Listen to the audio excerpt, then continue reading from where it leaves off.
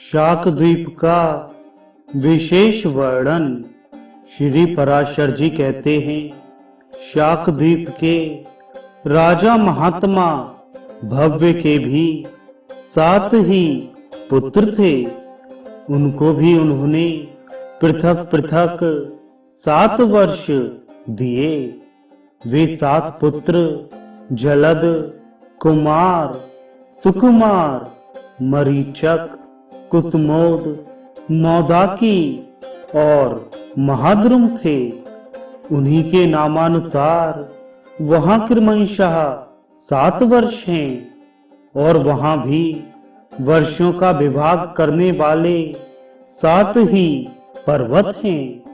हे द्विज, वहां पहला पर्वत उदयाचल है और दूसरा जलाधार तथा अन्य पर्वत रैवतक, श्याम, अस्ताचल, आम्बिके और अतिश्रम में गिरिश्रेष्ठ केसरी हैं। वहां सिद्ध और गंधर्वों से सेवित एक अति महान शाक वृक्ष है, जिसके वायु का स्पर्श करने से हृदय में परम आह्लाद उत्पन्न होता है।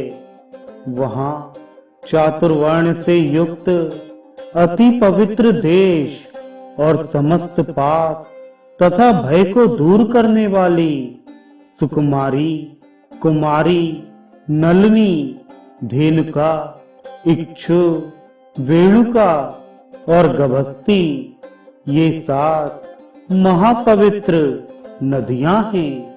हे महामुनि, इनके सिवा उस द्वीप में और भी सैकड़ों छोटी छोटी नदियां और सैकड़ों हजारों पर्वत हैं। स्वर्ग भोग के अनंतर जिन्होंने पृथ्वी तल पर आकर जलद आदि वर्षों में जन्म ग्रहण किया है, वे लोग प्रसन्न होकर उनका जलपान करते हैं। उन 7 वर्षों में धर्म का ह्रास, पारस्परिक संघर्ष अथवा मर्यादा का उल्लंघन कभी नहीं होता। वहां मग, मागध, मानस और मंदक, ये 4 वर्ण हैं। इनमें मग सर्वश्रेष्ठ ब्राह्मण हैं, मागध क्षत्रिय हैं, मानस वैश्य हैं तथा मंदक शूद्र हैं। हे मुनि, शाकद्वीप में शास्त्रानुकूल कर्म करने वाले पूर्वोक्त 4 वर्णों द्वारा संयत चित्त से विधि पूर्वक सूर्य रूपधारी भगवान विष्णु की उपासना की जाती है। हे मैत्रेय, वह शाकद्वीप अपने ही बराबर विस्तार वाले मंडलाकार दुग्ध के समुद्र से घिरा हुआ है।